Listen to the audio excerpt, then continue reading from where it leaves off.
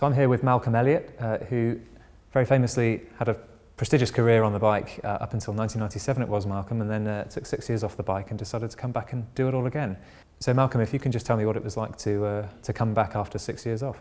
I can only tell you how it was for me personally. I believe when I came back, I had a much better attitude to training, although I didn't consider myself old or older even. But I think I'd matured a lot in the time since my previous professional career. So life was different then, and I actually found I enjoyed riding the bike more again. I found I could go out for 5-6 hours and enjoy that time out on the bike, whereas before it had become a chore. I think one of the other big advantages was weight training. Now, that's something I've always done from the age of around 16 right through my career. I'd done weight training, and I'd largely more or less kept it going throughout the years that I wasn't racing.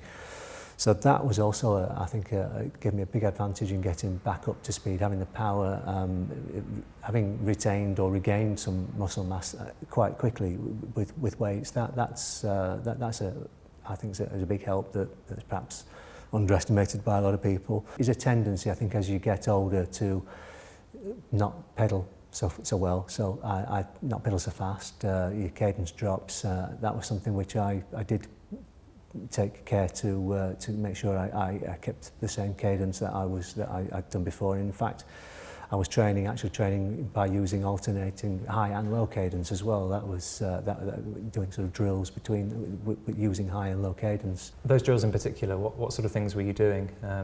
Imagine you out riding out in the peaks and the Pennines, single leg pedalling or whatever. Single leg pedalling is actually another thing which I would do. I try and find a gentle but constant gradient and perhaps do 25-30 revolutions with one leg. Perhaps it's say 55-60 RPM, but other things other types of exercise I would do would be perhaps even a lower cadence than that, down to say 45, just grinding it round for a minute and then spinning for a minute, say at about 100-105 really, and then back onto the grind, and just teaching muscles different types of discipline, but in a short and controlled environment, short space of time.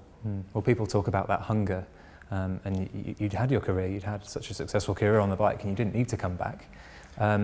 Did you find that the mindset had changed, and obviously when you were racing, the motivation to go out and train in all types of weather, was it sometimes difficult to do that? I always had, even now, I don't particularly like going out in bad weather. I'd rather go work out indoors or something. But for the motivation, I still had that, and I don't think that's something that ever goes away. Once you pin a number on and you get in a situation in a race, if you're in with a shout, there's something else that you find something extra from somewhere, and I think that's just somebody who's competitive. Looking back on your time now, is there anything you wish you'd done a little bit differently in your comeback in those last few years? It's a good question. I'm not sure there is. I think if anything, the only regret I perhaps do have is that I didn't train like I did in my 40s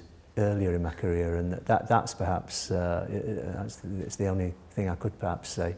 Super. Well, thank you very much, Malcolm, and you can let us know your tips for riding as you get older on Twitter @CyclingWeekly.